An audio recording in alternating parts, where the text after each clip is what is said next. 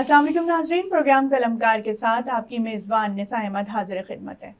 नाज़रीन, जैसे कि हमेशा मैं अपने प्रोग्राम का आगाज़ किसी मशहूर शख्सियत के कौल से करती हूँ।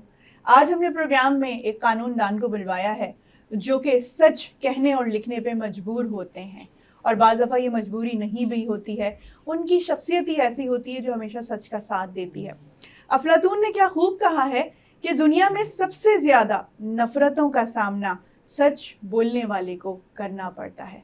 ये हकीकत है बिल्कुल। तो मैं अपने मुअज़्ज़ज़ मेहमानान गिरामी का तारुफ करवाना चाहूँगी। हमारे साथ मौजूद है जनाब खालिद महबूब साहब।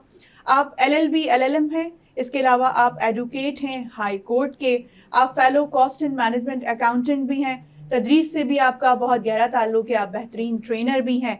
इसके अलावा लॉ के हवाले से आपकी एक किताब भी मंजर आम पे आ चुकी है। तो मैं अपने मुअज़्ज़ज़ मेहमान को खुश आमदीद कहती हूँ। अस्सलाम वालेकुम खालिद साहब। वालेकुम अस्सलाम। कैसे मिजाज हैं? बिल्कुल ठीक ठाक, आप खैरियत से हैं? मैं बिल्कुल ठीक हूँ। बहुत शुक्रिया वक्त निकालने का कि आज हमारे पास आप सेकंड टाइम मौजूद हैं। आपके साथ एक प्रोग्राम भी हम रिकॉर्ड करवा चुके हैं, आज नए डायमेंशंस के साथ। जी जी जी, आपका भी बहुत बहुत शुक्रिया और VTV का भी बहुत बहुत शुक्रिया कि आप लोग चांस देते हैं और बुलाते हैं, और आपके इस प्रोग्राम के थ्रू जो है वो एक जनरल अवेयरनेस लोगों तक पहुंचती है और उनको चीज़ों का जो है वो कुछ पता लगता है कि किस तरह क्या है। तो thank you very much once again. Welcome sir. अच्छा, हम गुफ्तगू का बाकायदा आगाज़ करते हैं। जैसे कि शुरू में मैंने आपके तारुफ में बताया, आप कानूनदान भी हैं, सच बोलने पे बड़ी कड़ी सज़ाएं भी मिलती हैं। अच्छा, कानून के हवाले से आपने बहुत कुछ लिखा है और मईशत पे भी आप लिखते रहते हैं, चूँकि कॉस्ट एंड मैनेजमेंट अकाउंटेंट से भी आपका ताल्लुक़ है। तो इस वक्त सर, अगर मैं कानून की बात करूं तो पाकिस्तान में कितने फीसद लोग ऐसे हैं जो असल में पाकिस्तान के कानून को जानते हैं? बड़ा सिंपल सवाल है और बड़ा मेरे अपने हिसाब से थोड़ा सा कॉम्प्लिकेटेड क्वेश्चन भी है। देखें, जनरली तो लोगों को कानून का तो पता है, और बात दरअसल ये है कि कानून के अवेयरनेस के सिलसिले में अवेयरनेस टू द पब्लिक ये बड़ी लिमिटेड है। यानी हम ज़्यादा से ज़्यादा लोगों को उन चीज़ों की अवेयरनेस देते हैं, या गवर्नमेंट देती है कि कोई ट्रैफिक के कवानीन हो गए, कोई क्राइम के हो गए, कोई साइबर के भी हो गए, लेकिन उन कवानीनों का भी जो फ्लो टू द पब्लिक है वो इतना नहीं है जितना होना चाहिए। तो मैं ये समझता हूँ कि जितनी तेज़ी से, अव्वल तो जितनी लेजिस्लेशन होनी चाहिए उतनी लेजिस्लेशन हमारे मुल्क में है नहीं, बदकिस्मती से। चाहे हमारे पॉलिटिशियंस या पार्लियामेंटेरियंस को वक्त नहीं मिल पाता, या शायद वो उसमें इतना इंटरेस्टेड नहीं होते। लेजिस्लेशन ज़्यादा से ज़्यादा होनी चाहिए, और इसकी अवेयरनेस भी लोगों तक जो है वो ज़्यादा से ज़्यादा जो है वो जानी चाहिए, जो नहीं जाती। तो मैं समझता हूँ कि कानून की अवेयरनेस को लिमिट करना ट्रैफिक के कानून तक, कुछ और कवानीन तक के, जिस तरह कोई साइबर का है, कोई हैरेसमेंट का है, कुछ और है, और वो भी इतना महदूद पैमाने पर है कि लोगों को पता नहीं होता। तो मैं समझता हूँ कि गवर्नमेंट लेवल के ऊपर, NGO के लेवल के ऊपर कुछ चीज़ें, ये एक रेगुलर प्रोग्राम होना चाहिए ताकि लोग इससे जो है वो कुछ अवेयरनेस जो है वो हासिल कर सकें। बिल्कुल मैं तो ये समझता हूँ कि कुछ ये है। बदकिस्मती से हमारे मुल्क में एक तो तालीम की भी कमी है बहुत हद तक, और दूसरा ये कि अगर कवानीन कहीं पता भी होते तो उनकी इम्प्लीमेंटेशंस उस तरीके से नहीं होती कि जिसकी वजह से लोग घबराते भी हैं। आपने बहुत खूबसूरत बात की। देखें, जिस कदर कानून बनाना है बना ले, अगर आप उसकी एग्जीक्यूशन नहीं करेंगे तो जब आप एग्जीक्यूशन नहीं करेंगे तो उस कानून का फिर फायदा तो कुछ भी नहीं है ना। अच्छा, आप हुकूक की आपने बड़ी अच्छी बात की कि कानून के जरिए हुकूक को मिलना चाहिए, लेकिन हुकूक को मिलने में अगर बहुत ज़्यादा डिले हो जाए तो वो कानून में एक चीज़ कहते हैं कि justice delay is justice denied. लेकिन अभी गवर्नमेंट ने एक अच्छा स्टेप ये लिया है कि देखिए, जितने भी डेवलपिंग कंट्रीज है, अगर आप अपनी कंपैरिजन बांग्लादेश से करें, सार्क कंट्रीज के अंदर जितने भी आते हैं, इंडिया से करें, बाकी से करें, तो आप ये देखेंगे कि यहाँ पर पेंडिंग केसेस की तादाद बहुत ज़्यादा है। जब आप उसके डिस्पोजल को करते हैं तो उतना ही और मजीद केसेस आ जाते हैं। तो हमारे गवर्नमेंट ने एक अच्छा काम ये किया, गवर्नमेंट ऑफ पाकिस्तान ने, कि इसने मुख्तलिफ किस्म के मॉडल कोड्स बनाने शुरू कर दिए। उस मॉडल कोड्स के ज़रिए फिर कुछ सिविल प्रोसीजर कोड हमारा एक कहलाता है, कुछ और एग्जीक्यूटिव ऑर्डर्स हैं जो जुडिशरी के थ्रू जो आती हैं, तो उसमें कुछ ये चेंजेस अब आहिस्ता आहिस्ता की जा रही हैं कि अब बहुत सारी चीज़ों का फैसला विद इन 6 मंथ कर दिया जाए। अच्छा। एक चीज़ और बड़ी अच्छी अब कर दी गई है कि जी if you are senior citizen तो अब आपको लंबे तारीख की ज़रूरत नहीं पड़ती, जल्दी जल्दी तारीख दी जाती है कि ताकि इस कॉन्सेप्ट से हटा जाए कि दादा का केस जो है वो परदादा का केस जो है वो उसका पोता और पड़पोता जो है वो लड़ रहा है। तो बेहतरी आ रही है लेकिन बहुत स्लो आ रही है, तो आनी चाहिए। मतलब मैं तो चूंकि कॉर्पोरेट साइड का भी हूँ, तो मैं आपको एक छोटी सी एग्जांपल दे देता हूँ, बड़ा छोटा सा एक वक्त लगेगा कि लेजिस्लेशन को आप देखें कि जिस वक्त पाकिस्तान आज़ाद हुआ तो हमने कंपनी लॉ में 1913 हमने अप्लाई किया। सही है, कंपनी लॉ 1913। आपको हैरत होगी कि उसके बाद जो लेजिस्लेशन हुई वो कंपनी ऑर्डिनेंस 1984 हुई, 13 के बाद, आफ्टर मतलब इंडिपेंडेंस भी ले लें। बिल्कुल सही। तो 1947 को इससे आप अगर आप माइनस करें तो 37 इयर्स बनते हैं।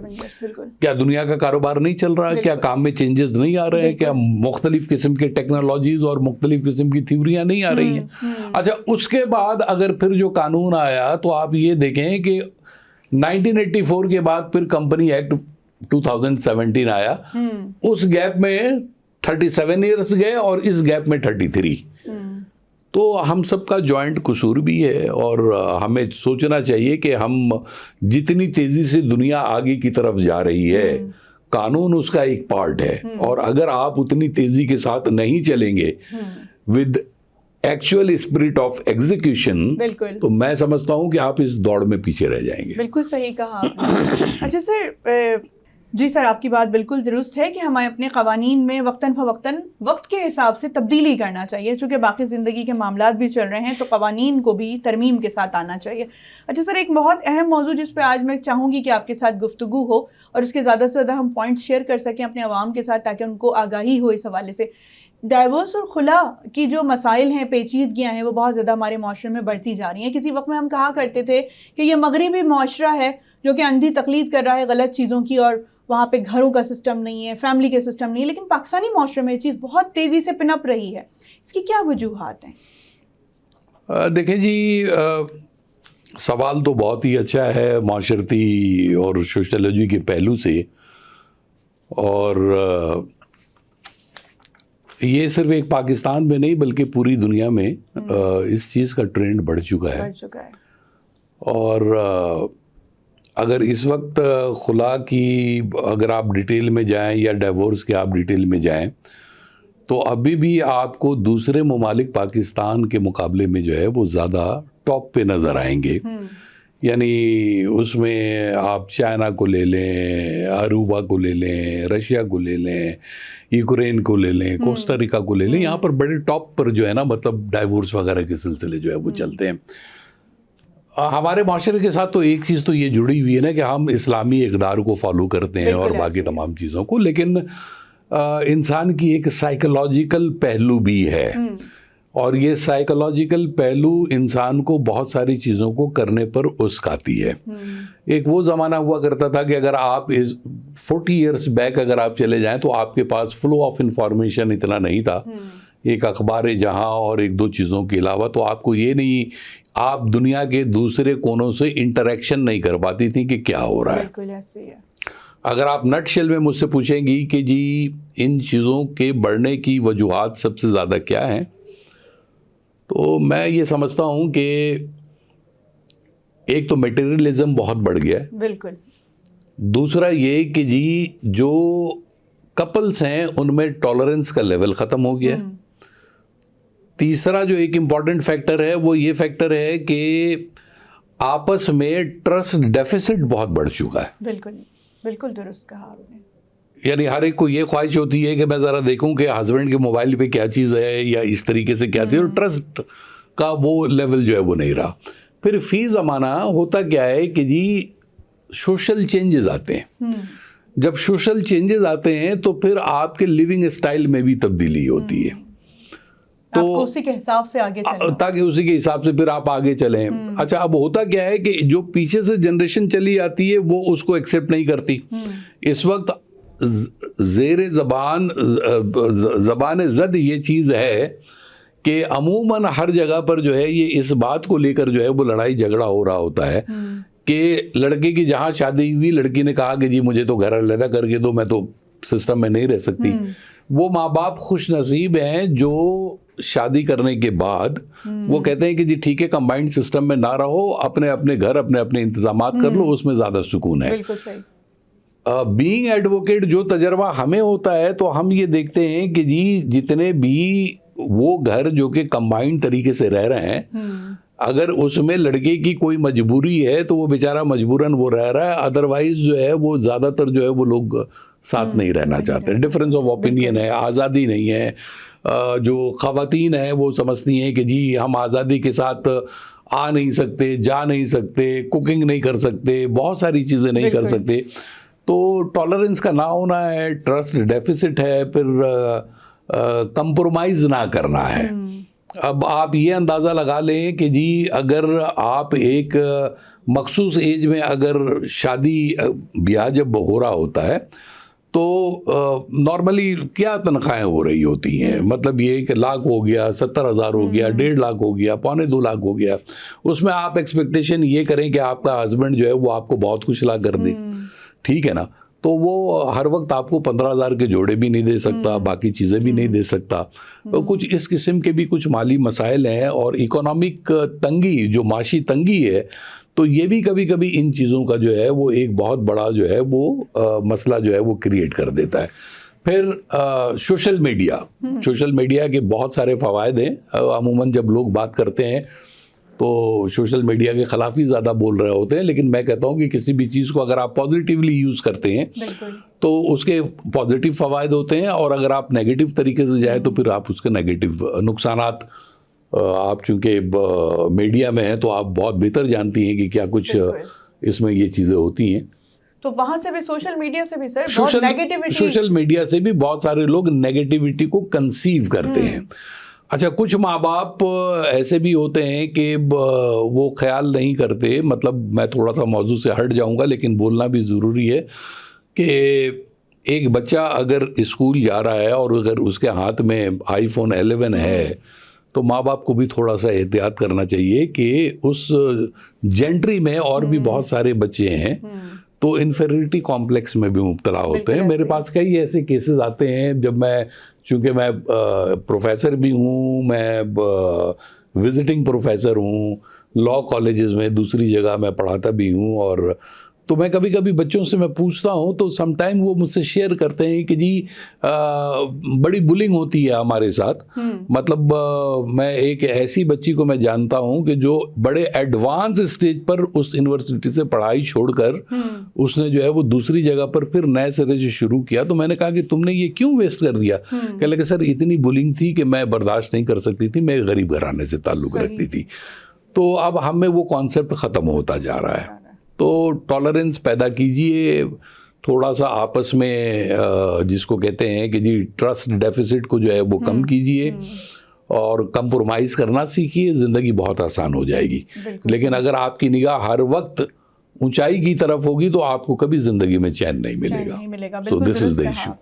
अच्छा, हम डाइवोर्स की बात कर रहे हैं, खुला की बात कर रहे हैं, तो एक तो ये भी बड़ा अजीब सा कॉन्सेप्ट पाया जाता है। लोग कहते हैं एक अमूमी तौर पे जुमला कि अल्लाह ना करे कि ज़िंदगी में कभी अस्पताल या कोर्ट कचहरी का मुंह देखना पड़े। घबराते हैं। तो क्या कवानीन में जो हमारे पाकिस्तान के बने हुए हैं बजाते खुद औरत भी डाइवोर्स के लिए एप्लीकेशन दे सकती है? क्या वो खुद से जो है वो स्टेप उठा सकती है? देखें, असल में बात दरअसल ये है कि जी खुला जो है ना, ये इसको थोड़ा सा इंटेग्रेट करें ज़रा ह्यूमन राइट्स के भी हवाले से। इस्लाम एक रिजिड मज़हब नहीं है, बिल्कुल ठीक है। ये एक बीच का रास्ता निकाला गया है, मर्द को एम्पावर्ड किया गया है थ्रू इस्लामिक थ्योरी के वो अपनी वाइफ को तलाक दे सकता है। लेकिन कुछ सिचुएशंस ऐसी आई कि वो अपनी बीवी को ठीक से नहीं रखता है, मारता है, पीटता है, टॉर्चर करता है, फिजिकल टॉर्चर, साइकोलॉजिकल टॉर्चर, हर टाइप की टॉर्चर करता है और कहता है कि मैं तलाक नहीं दूंगा, तो ऐसे सूरत में क्या वो औरत जिंदगी भर के लिए गुलाम बन के रहेगी?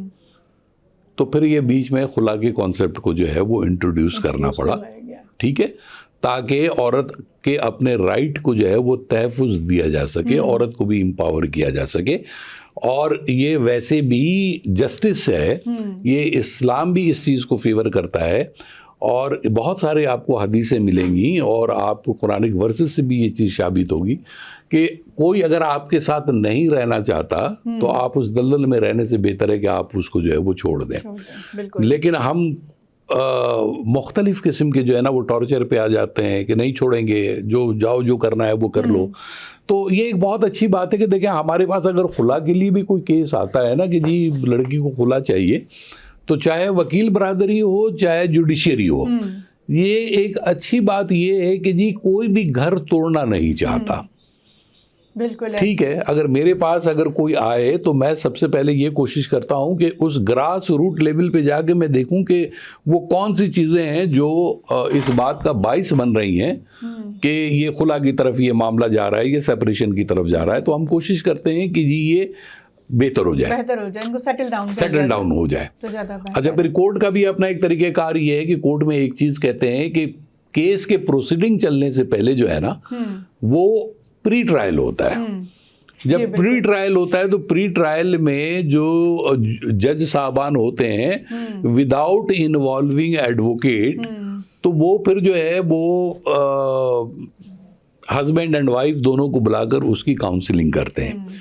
और जब ये देखते हैं कि ये बिल्कुल मजबूरी है कि कुछ नहीं हो सकता, तो फिर जो है वो खुला ग्रांट कर दी जाती है।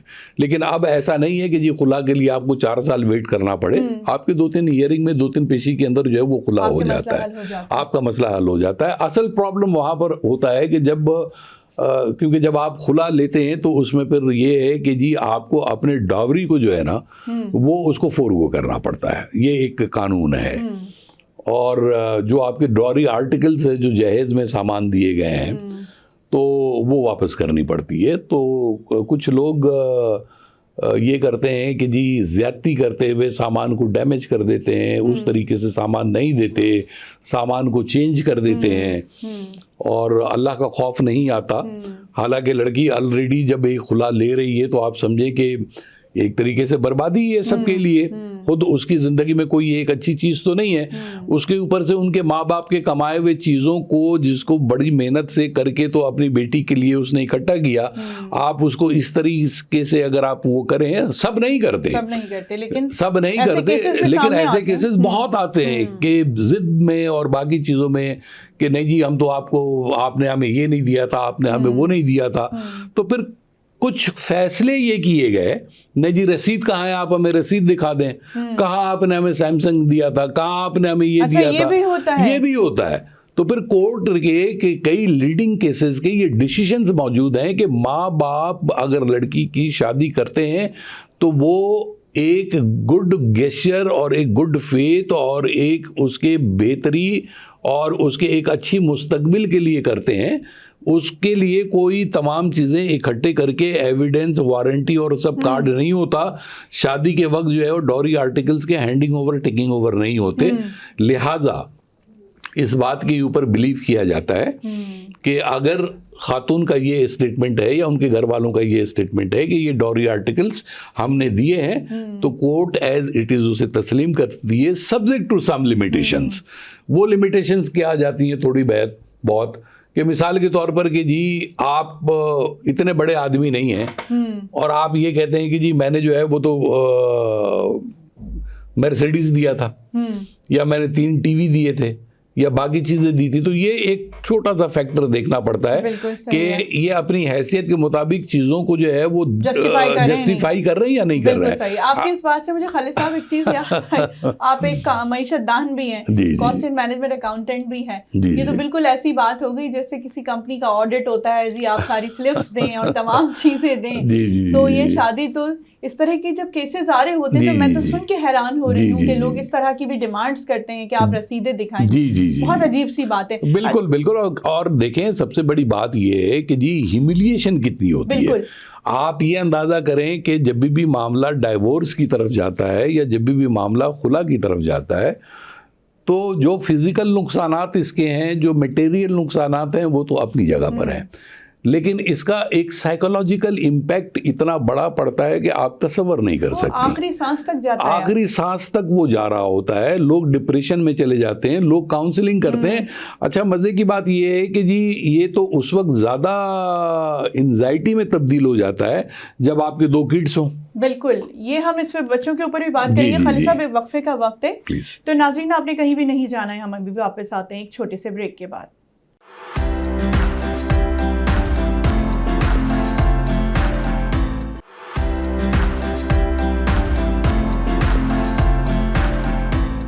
वेलकम बैक नाज़रीन, हम वापस आ चुके हैं और गुफ्तगू का सिलसिला हम वहीं से जोड़ेंगे जहां से हमने मुनक़ता किया था। तो खालिद साहब, आपसे बातचीत चल रही थी कानून के हवाले से, डाइवोर्स के मसाइल के हवाले से। अच्छा, हम बात कर रहे थे बच्चों के हवाले से ब्रेक से पहले। तो कस्टडी का एक बड़ा पेचीदा सा मसला है, सबसे ज़्यादा लोग इसी से घबराते हैं। तो इस बारे में ज़रा बताइएगा कि कानून क्या कहता है बच्चों की कस्टडी के हवाले से, ताकि सबको इन्फॉर्मेशन मिले। देखें, मैं बताऊँ कि कस्टडी के हवाले से एक चीज़ बहुत ही इम्पॉर्टेंट है, और कानूनी तौर पर जो चीज़ इम्पॉर्टेंट है वो इम्पॉर्टेंट है बच्चों का वेलफेयर, परवरिश कि कौन उसको सही परवरिश जो है वो दे सकता है। अच्छा, फिर कानून ये है मोहम्मदन लॉ और मुस्लिम लॉ के तहत कि जब तक बच्चा जो है वो 7 साल से ऊपर नहीं हो सकता, इस बात को फैसला नहीं किया जाता कि जी ये माँ के पास होगा या बाप के पास होगा, किस तरीके से ये होगा। लेकिन 7 साल तक की ये रिस्ट्रिक्शन होती है कि जी वो माँ के पास रहेगा, क्योंकि माँ की अपनी ममता और उसकी अपनी अफेक्शन और बाकी तमाम चीज़ों की जो है एक अलग बात होती है। तो 7 साल तक तो आप उसको जो है वो जुदा नहीं कर सकते। इवन माँ अगर हैंडीकैप है तो भी आप उसको नहीं कर सकते। तो जो असल कस्टडी का जो इशू है वो है बच्चे का वेलफेयर।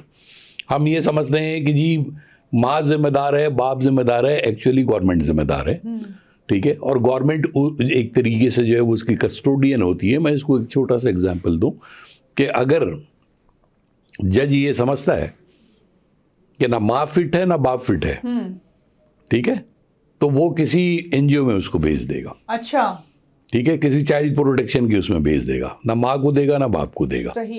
तो ये एक कॉम्प्लिकेटेड इशू तो है कि बच्चे की कस्टडी। सम टाइम ये होता है कि आप कोर्ट में जाएं तो एक आपको अजीब सा रकत अंगेज मंजर मिलेगा कि बच्चे को छीन के जो है वो दिया जा रहा होता है एक पार्टी से दूसरे पार्टी को। लेकिन वो वक्ती तौर पर छीनना देकर आपको तकलीफ तो होती है, लेकिन उसके पीछे भी वेलफेयर का कॉन्सेप्ट होता है।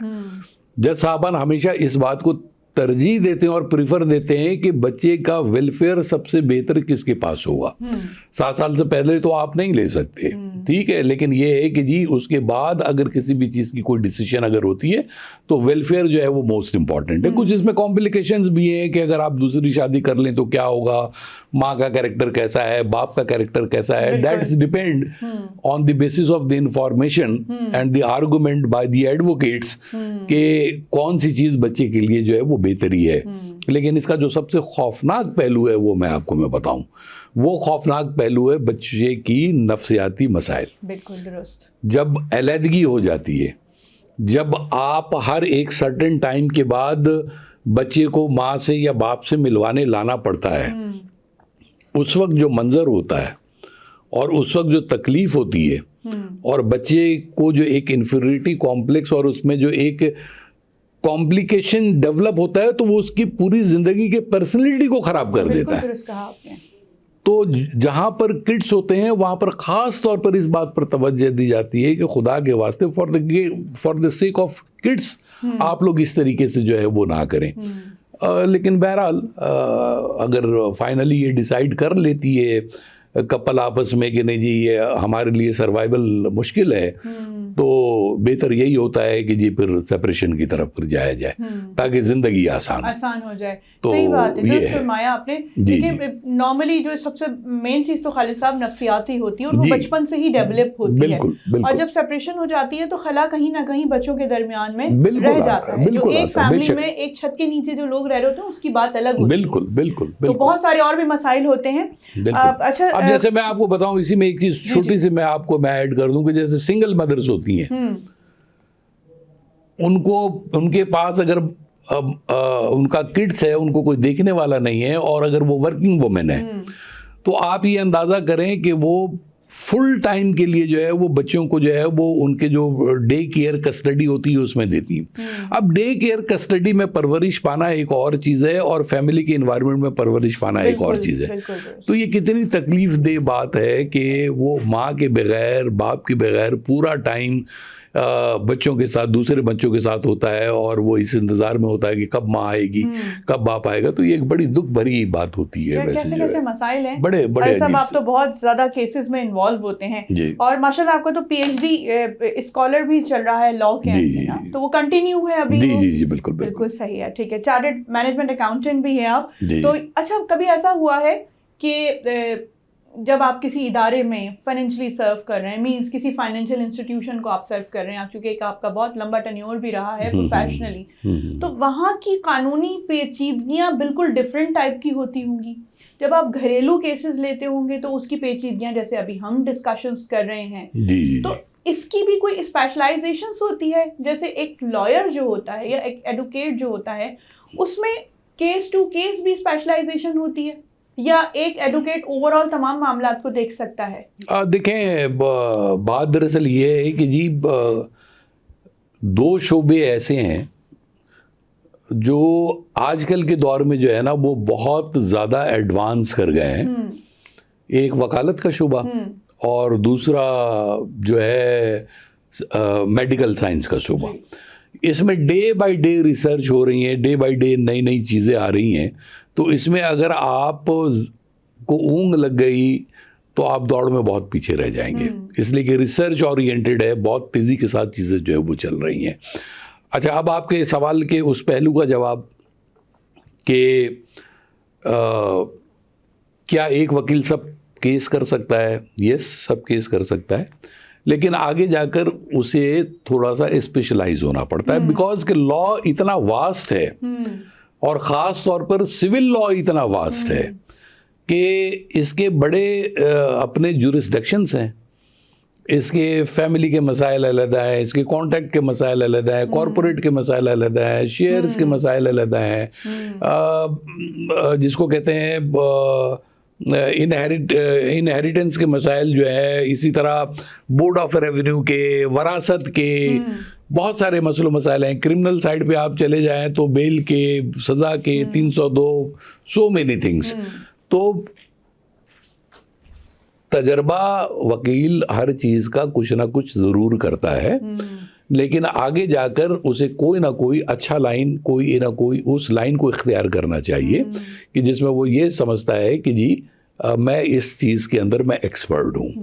कुछ लोग सिविल सर्विसेज के अंदर बहुत एक्सपर्ट हैं, कुछ लोग नैब के केसेस में इन्वॉल्व हैं, एक्सपर्ट्स हैं, कुछ लोग एंटी टेररिज्म के केस में एक्सपर्ट हैं। कुछ वकीलों के पास आप जाएंगे तो वो आपको मना कर देंगे, नहीं मैं ये केस नहीं करता, मैं आपको किसी और के पास में आपको रेफर कर देता हूँ। बिल्कुल इसी तरह जिस तरह सेहत के शोबे में और दूसरे शोबे में आप चले जाए तो आपको दूसरी जगह रेफर कर दिया जाता है। तो so it's a very vast subject. बिल्कुल इस पे सब चीज़ों पर ग्रिप करना बहुत मुश्किल काम है। बिल्कुल दुरुस्त कहा। अच्छा, एक बहुत ही इम्पोर्टेंट एक और भी मसला है, जैसे इस वक्त बहैसियत फीमेल में बाहर निकल रही हूँ, काम कर रही हूँ। अच्छा, एक वक्त था खालिद साहब कि एक वर्ड हैरेसमेंट सिर्फ फीमेल्स के लिए ही यूज़ किया जाता था, लेकिन अब मैं ये देख रही हूँ कानून में एक चीज़ शायद और भी एडिशन हुई है, ये मर्दों के लिए भी वर्ड इस्तेमाल किया जाता है। तो आप मुझे बताएं, पाकिस्तान का जो कानून है वो हैरेसमेंट के हवाले से क्या बात करता है? देखिए, हैरेसमेंट के तो मुख्तलिफ किस्में हैं ना। फिज़िकल हैरेसमेंट है, साइकोलॉजिकल हैरेसमेंट है, साइबर के हैरेसमेंट हैं, और आजकल ख़वातीन के मामले में हैरेसमेंट्स जो हैं वो बहुत ज़्यादा हैरेसमेंट्स जो हैं वो बढ़ गई हैं। और इसमें ख़ास तौर पर उन ईविल जीनियस लोगों का कुछ ज़्यादा हाथ है जो किसी ना किसी तरीके से जो है वो चीज़ों को एडिटिंग करके बाकी चीज़ें करके ब्लैकमेल वगैरह कर रहे होते हैं। और इसी तरीके से आप ये देखेंगी कि जी वर्क प्लेस हैरेसमेंट जो है वो बहुत ज़्यादा बढ़ गया है। बल्कि एक स्टैटिस्टिक के मुताबिक पाकिस्तान के अंदर जो है वो कोई 85-90% ख़वातीन जो है वो इस हैरेसमेंट के ज़मरे में है, वर्क प्लेस के ऊपर जो है। बहुत सारे कानून मौजूद हैं और उसके लिए मुख्तलिफ हेल्पलाइन भी मौजूद है। अच्छा। अगर आप साइबर क्राइम के अंदर जाएं तो उसके हेल्पलाइन अलहदा मौजूद है। अगर आप हैरेसमेंट एट वर्क प्लेस के लिए जाएं तो उसके लिए अलहदा कानून मौजूद है। अगर आपको डोमेस्टिक टॉर्चर अगर आपको जो है वो कोई अगर कर रहा है तो आप 15 को जो है वो आप कॉल कर सकती हैं, आप वो बुला सकती हैं। तो काफ़ी प्रोटेक्शंस आहिस्ता आहिस्ता जो है वो चीज़ों में जो है वो प्रोवाइड की जा रही हैं। लेकिन इसमें मेरी अपनी रिक्वेस्ट मेरी अपनी माओ बहनों से ये होगा कि उन्हें भी थोड़ा हौसले से काम लेना है। और असल में चूँकि हम एक ऐसी सोसाइटी में रहते हैं कि जहाँ पर शाइनेस ख़त्म नहीं होता, तो हमारे तो बहुत सारे सैकड़ों केसेस सिर्फ इसलिए दब जाते हैं कि हमारी इज्जत के ऊपर कोई आँच ना है, हमारी बेटी कैसे जाए, हमारी बहन कैसे जाए। तो ये चीज़ें भी थोड़ी सी जो हैं वो तंग करती हैं। जबकि कितनी उलट बात है, इज्जत तो उसकी खराब है जिसने गलत काम किया है। जो सही है उसकी कैसी इज्जत बिल्कुल खराब। तो कुछ ह्यूमिलिएशन टाइप की चीज़ें भी होती हैं। तो इसमें बहुत सारे कानून बन गए हैं और उसके ऊपर बाज़ाब्ता तौर पर अमल भी हो रहा है, लेकिन इसमें मजीद अमल करने की ज़रूरत है। ठीक है। हैरेसमेंट के हवाले से देखें 12-13 कानून आपके पास मौजूद हैं। मैं तो गवर्नमेंट से ये रिक्वेस्ट करूंगा कि अगर फेडरल का एक लॉ मौजूद है तो फिर आप उसे अडॉप्ट कर लें। आप प्रोविंशियल लॉ क्यों बनाते हैं? बिल्कुल। मतलब फेडरल का एक लॉ मौजूद है कि वर्क प्लेस हैरेसमेंट 2010, अब खैबर पख्तूनख्वा ने भी बना लिया, सिंध ने भी बना लिया, बलूचिस्तान ने भी बना लिया, पंजाब ने भी बना लिया। अलग-अलग। जनाब इस बात को समझने की कोशिश करें लेजिस्लेटर साहबान कि हैरेसमेंट चाहे खैबर पख्तूनख्वा में हो या सिंध में हो, बिल्कुल वो तो हैरेसमेंट ही है। वो वही डेफिनेशन होगी जो यूनिवर्सल डेफिनेशन है। हम मुसलमान हैं तो इसको इंटेग्रेट कर लें कुछ इस्लामी कायदे कानून के तहत। बिल्कुल ऐसे तो हम इतनी लेजिस्लेशन करके अपने लिए कॉम्प्लिकेशन पैदा करते हैं जो कि नहीं करना चाहिए।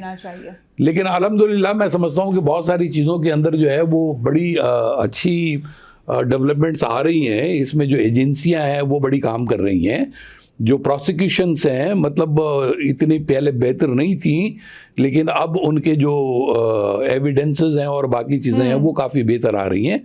तो अल्हम्दुलिल्लाह एक अच्छे प्रोटेक्शन की तरफ और एक अच्छी सोसाइटी की तरफ हम मूव कर रहे हैं। अच्छा, एक सवाल मेरे जहन में और भी था, हम वापस उस पॉइंट पे जाते हैं, डाइवर्स के हवाले से बात कर रहे थे।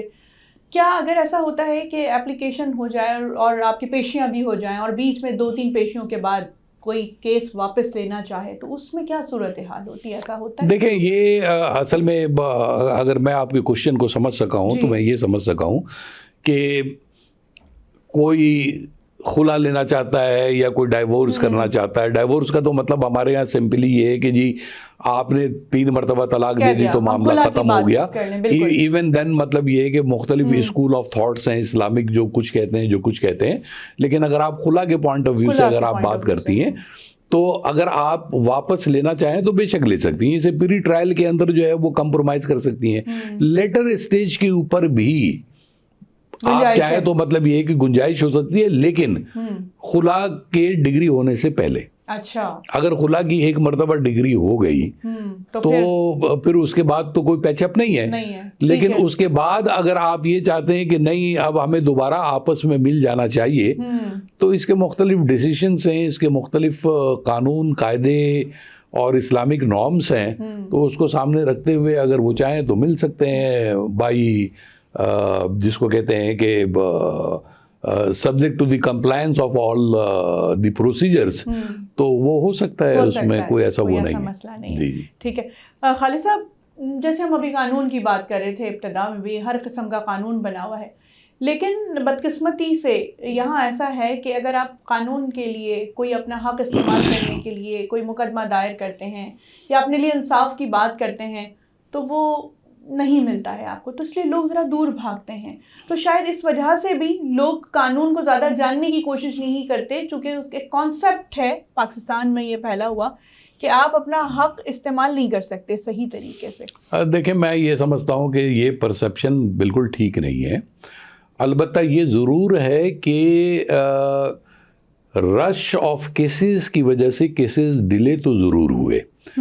फिर दूसरी बात ये कि जी मैं एक चीज़ और भी ये कहूँगा कि कानून को मज़ीद सिंप्लीफाई होने की ज़रूरत है, बिल्कुल। लेकिन जब हम कुछ शॉर्टकट करने की कोशिश करते हैं तो उसमें ये ख़तरा रह जाता है कि कोई इनोसेंट जो है वो उसको सज़ा ना हो जाए। कहीं ऐसा ना हो कि जी हम जल्दबाजी में वो फैसले कर बैठे हैं कि जो एक्चुअली हमें वो फैसला नहीं करना चाहिए था।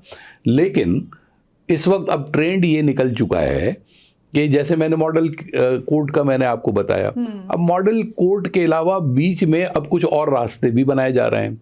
आपको पता है कि एक लफ्ज़ मेडिएटर इस्तेमाल होता है, एक लफ्ज़ अल्टरनेट डिस्प्यूट रेजोल्यूशन इस्तेमाल होता है। ये अम्बड्समैन के ऑफिसेज हैं, प्रोविंशियल हैं, फेडरल के हैं। इसमें आप ये हैरेसमेंट में भी लें तो अम्बड्स पर्सन उसके ऊपर जो है वो हैं। इसी तरह अम्बड्समैन बैंकिंग है। तो ये तमाम चीज़ें इसीलिए बनाई गई हैं कि डाइल्यूट फैसला जो है वो जितनी जल्दी हो सके, मतलब ये है कि दिया जा सके without going to the court of law. क्योंकि जब आप कोर्ट ऑफ लॉ में जाते हैं तो वहाँ का जो प्रोसीजर आप इख्तियार करते हैं वो प्रोसीजर थोड़ा सा कॉम्प्लिकेटेड ज़रूर होता है, और उसमें होता ये है कि जी सम टाइम कोई वकील साहब हाजिर नहीं हो रहे हैं तो डेट बढ़ा दी, कुछ और कर दिया। लेकिन अब इसके ऊपर भी सख्ती होने लगी है कि नहीं, अब इस तरीके से नहीं है, और जितनी जल्दी हो सके मतलब ये है कि चीज़ों को फैसला दिया जाए। देर आए दुरुस्त आए, लेकिन ये कि आहिस्ता आहिस्ता चीज़ें जो हैं वो बेहतरी की तरफ जा रही हैं। और आप मुझे ये बताइए कि अगर आपके पास कोई ऑप्शन है ही नहीं तो आपने तो कोर्ट में ही जाना है ना। बिल्कुल ऐसा। अभी भी लोग यही कहते हैं ना कि I will see you in the court of law. तो कोर्ट पर अभी भी एतमाद है। मैं कोर्ट के उस लेवल के ऊपर कोई ऐसी बात मैं नहीं करूंगा, लेकिन ये कि जी आप किसी भी लेवल के ऊपर आप चले जाएं, चीजों में डिले होता है, लेकिन इंसाफ तो आपको कोर्ट से ही मिल रहा होता है ना। बिल्कुल। तो अगर आप कोर्ट नहीं जाएंगे तो आपके पास तो कोई ऑप्शन नहीं है, फिर आप घर बैठ जाएं। और कोर्ट और जुडिशियरी बहुत कुछ कर रही है, वकला हजरात बहुत कुछ कर रहे हैं। वकीलों का अपना जो एक सिस्टम है उसके अंदर भी जो चीज़ें हैं, प्रो बोनो केसेस लड़े जाते हैं। बहुत सारे ऐसे वकील मैंने देखा है, इंक्लूडिंग माई सेल्फ, कि अगर कोई ऐसा आ जाए कि जो फीस देने के काबिल नहीं है तो उसे भी हेल्प आउट, मतलब ये है कि हम करते हैं। तो वकला बरादरी भी जो है वो इंसाफ दिलाने में बहुत पेश है, और जुडिशरी में भी बड़ी बेहतरी आ रही है। तो ये कॉन्सेप्ट अब आहिस्ता आहिस्ता ख़त्म हो रहा है कि जी कोर्ट से आपको इंसाफ नहीं मिलता। कोर्ट में डिले ज़रूर होता है, लेकिन आपको चीज़ें मिलती ज़रूर हैं, और अल्लाह ने चाहा तो और बेहतरी आएगी। जी। खालिद साहब, जैसे कि प्रोग्राम के आगाज़ में मैंने आपका तारुफ करवाया कि माशाल्लाह आप कई फील्ड्स में जो है वो काम करते रहे हैं इससे पीछे भी, और चीज़ें भी लिखते रहते हैं आप, कॉलम्स, किताबें आपने लिखी हैं कानून के हवाले से भी, और बहुत सारे फाइनेंशियल टॉपिक्स भी हैं जिनको आप कवर करते हैं। अच्छा, बहुत सारे केसेस आपने ज़िंदगी में लड़े होंगे अपनी, कभी ऐसा हुआ है कि कोई यादगार केस जिसमें आपको उम्मीद ना हो लेकिन उसके बावजूद भी वो आप विन कर गए हों? तो अगर कोई ऐसी कोई याद हो तो वो हमसे शेयर कीजिए। देखें, केस तो हमेशा जो है वो एविडेंस और आर्गुमेंट और बाकी चीज़ों के ऊपर जो है वो चीज़ें चलती हैं। बिल्कुल। और हाँ, अलबत्ता मुझे एक केस याद है।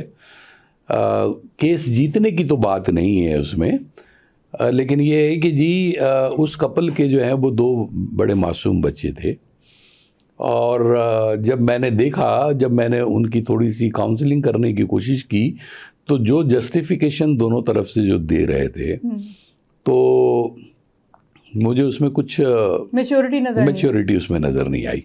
और मुझे ऐसा ये लगा कि जैसे दोनों तरफ से मैच्योरिटी ऑफ अंडरस्टैंडिंग का इशू है। तो मैंने उन लोगों की काउंसलिंग बड़ी की। सही। और जब मैंने उन लोगों की काउंसलिंग की तो उसका नतीजा ये निकला, इसमें कोई तकरीबन महीना लगा, लेकिन फिर वो आपस में पैचअप हो गए। अब वो बच्चे जो मतलब छोटे थे, अब आहिस्ता आहिस्ता बड़े हो रहे हैं, और उनकी परवरिश भी बड़ी अच्छी हो रही है। तो एक दिल को एक बड़ा सुकून मिलता है कि मैंने एक वो काम किया कि इनको मैंने कोर्ट से जाने से बचाया, इनको मैंने सेपरेशन होने से बचाया, बच्चों को दर बदर भटकने से मैंने बचाया। तो ये चीज़ें जो हैं वो मतलब ये है कि जी आदमी को बड़ी इंस्पायर करती हैं और बड़ी सुकून की नींद आती है ऐसी चीज़ों के अंदर जो है। बड़ा काम है। तो खालिद साहब सोशल सर्विसेज भी है हमारी कुछ, पॉजिटिवनेस देखें, हर चीज़ में आप अपने आप को पॉजिटिव रखें तो आप देखेंगे कि जी आपकी ज़िंदगी भी बहुत अच्छी रहेगी। और खल्क़ खुदा के लिए काम करें, ठीक है। और वकालत तो एक ऐसा शुबा है कि इसमें अल्लाह ताला आपको बहुत मौका देता है नेकी कमाने का। बिल्कुल नेकी कमाएं, पैसा आपको खुद ब खुद मिलता है, चीज़ें खुद ब खुद मिलती हैं। लेकिन आप जितनी नेकी इस प्रोफेशन से कमा सकते हैं ना, बहुत कम प्रोफेशन है जिसमें आप इतनी नेकी कमा सकते हैं। बिल्कुल दुरुस्त है। यानी कि अभी भी हमारे आपने जिस तरह से बीच में बात की कि वकला बहुत सारे लोगों की फीसेस भी भर देते हैं और अभी भी दुनिया में नेकी बाकी है, इंसाफ बाकी है। मुझे अगस्त का महीना है खालिद साहब, मैं एक वाकया कोट करना चाहूंगी कि कायदे-ए-आज़म मोहम्मद अली जिन्ना भी वकील थे, लॉयर थे। तो अभी पिछले दिनों एक प्रोग्राम हुआ तो वहाँ पे मैंने होस्टिंग करते हुए ये शेयर किया कि कायदे-ए-आज़म की एक फ़ीस थी मखसूस कि वो कहते थे कि जी 500 रुपये पर पेशी में लूँगा। एक ताजिर आया उनके पास, उसके पास कुल 5000 रुपये थे। तो उसने ये कहा कि जिन्ना साहब मेरा मुकदमा लड़िए। तो जिन्ना साहब ने कहा कि कितने पैसे हैं? तो उन्होंने कहा 5000, ये आप सारे ले लो। उन्होंने कहा नहीं, मेरे तो पर पेशी 500 रुपये हैं, क्या पता पेशियाँ लंबी हो जाए, आपके पास पैसे ना हो फिर मैं नहीं ले सकता आपका मुकदमा। खैर कायदे-ए-आज़म उसकी शराइत पर राजी हो गए और थोड़ा बहुत और उन्होंने फिर मुकदमा लड़ना शुरू किया। 3 पेशियों में ही वो मुकदमा जीत गए, फैसले हो गए। 1500 रुपये टोटल उनकी फीस हुई और उसने खुश होकर कहा कि जिन्ना साहब आप ये 5000 रुपये ले लीजिए। तो उन्होंने कहा नहीं, मेरी जो इंसाफ के हिसाब से जो बनता था वो मुझे मिल गया, ये बाकी आप था। अब देखें लॉयर के लिए कितना जरूरी है सर कि वो खुद अपनी जिंदगी में इंसाफ पसंद हो तो वो लोगों के साथ इंसाफ करेगा। और वैसे भी देखें एथिकल इशू जो है ना, हाँ जी, एथिक्स तो सब पर अप्लाई होता है ना। और एथिक्स की एप्लीकेशन जो है ना वो जबरदस्ती जो है वो इतनी नहीं होती जितनी वॉलंटरी होती है। बिल्कुल तो अब कायदे-ए-आज़म मोहम्मद अली जिन्ना फाउंडर ऑफ पाकिस्तान से तो कंपैरिजन हम जैसे छोटे मोटे और उन वकला का नहीं है, लेकिन बहरहाल उनके नक्शे कदम पर और उनकी चीज़ों को पढ़ें तो आपको बहुत सारे गाइडेंस मिलते हैं। बिल्कुल आप इंस्पायर होते हैं उन गाइडेंस से। देखिए प्रोग्राम में बात करते करते पता ही नहीं चला वक्त कहाँ पर लगा के उड़ गया। बहुत मालूमाती गुफ्तगू आपके साथ हुई, आपने बहुत सारी चीज़ें ऐसी की जो हमारे प्रोग्राम के तवस्सुत से सामीन और नाजरीन को हमें देखने को भी मिलेंगी। आपका बहुत शुक्रिया खालिद साहब कि आज आप हमारे प्रोग्राम में हाजिर। आपका भी बहुत बहुत शुक्रिया, VTV का भी बहुत बहुत शुक्रिया। तो नाज़रीन ये था हमारा आज का प्रोग्राम। यकीनी तौर पे आज हमने कानूनदान को अपने प्रोग्राम में मदऊ किया था। बहुत सारी ऐसी चीज़ें जो ज़िंदगी के मसाइल में आपको समझ नहीं आती, तो ज़िंदगी की पेचीदगियों से निपटने के लिए आज का प्रोग्राम यकीनी तौर पे आपके लिए बहुत कारआमद साबित होगा। आपको बहुत सी मालूमात मिली होंगी। तो अगले प्रोग्राम में फिर किसी नए मेहमान के साथ आपकी खिदमत में हाजिर होंगी। अपना बहुत ज़्यादा ख्याल रखिएगा। अपनी मेज़बान निसा अहमद को इजाज़त दीजिएगा। अल्लाह निगहबान।